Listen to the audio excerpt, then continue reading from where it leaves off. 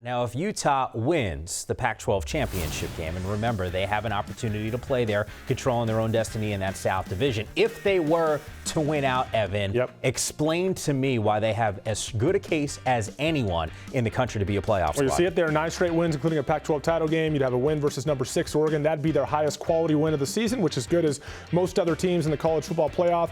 Number 1 ranked scoring defense in the Pac-12. Now, let me add one more thing to that. So we talk about defense and the eye test element of this college football playoff and how important it is to the committee as they're making these selections. Because the reality is that 4th spot is probably going to be a one-loss conference champion, right? Potentially from the Big 12, potentially from the Pac-12, or potentially even an Alabama team that is not a conference champion.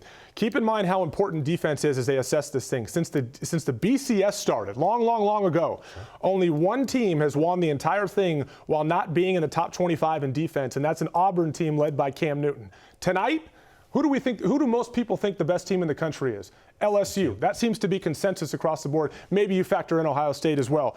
Let me give you something to think about tonight from LSU. They played Ole Miss today. They allowed 402 yards rushing, 614 total yards. They're the 33rd ranked defense in the country.